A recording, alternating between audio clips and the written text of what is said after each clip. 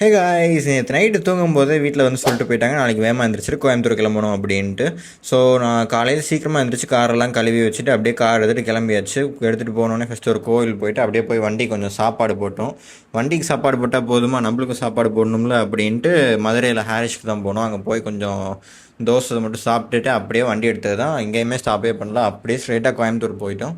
போய் சேர்ந்ததே ஒரு ஈவினிங் போல் தான் போனோம். அங்கே ஈஷாக்கு போகிறதுக்கு தான் போயிருந்தோம். போகிற ரூட்டே செம சீனிங்காக இருந்துச்சு கைஸ். அதுக்கப்புறம் அங்கே அம்மா அப்பா இறக்கி விட்டுட்டு நான் போய் கார் பார்க்கிங் போட போனேன். அங்கேருந்து 1.5 கிலோமீட்டர் நடக்கணும்னு சொல்லிட்டாங்க.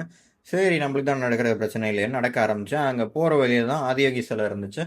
ஸோ அந்த சிலையை தாண்டி தான் போகணும் போல் உள்ள. அங்கே அப்படியே போய் மெயின் என்ட்ரன்ஸ்க்கு போய் ரீச் ஆனால் அங்கே ஃபோன் எடுத்துகிட்டு போகக்கூடாதுன்னு சொல்லிட்டாங்க. ஃபோன் எடுத்துகிட்டு போகக்கூடாதுன்னு சொன்னோன்னே ஐயோ வீடியோ எடுக்கலான்னு வந்தேனே அப்படின்ட்டு இருந்துச்சு. அதுக்கப்புறம் போய் ஃபோனை டெபாசிட் பண்ணிவிட்டு வெளியே வந்தேன். நைட்டு போல் தான் வெளியே வந்தோம். அங்கே ஆதியோகியில் லைட் ஷோ போயிட்டு இருந்துச்சு. அதுக்கப்புறம் ஒரு கடைக்கு போய் தோசை ஆர்டர் போட்டேன் பாருங்களேன். செம ப்ரெஷர் இருந்துச்சு, சாப்பிடவே முடியல. அங்கே வண்டி எடுத்தது தான். அதுக்கப்புறம் வீட்டுக்கு வந்து சேர்ந்து 3 மணி ஆயிடுச்சு. செம டயர்டு, செம தூக்கம். அப்படியே படுத்து தூங்கிட்டேன். மறக்காமல் ஃபாலோ போட்டுருங்க.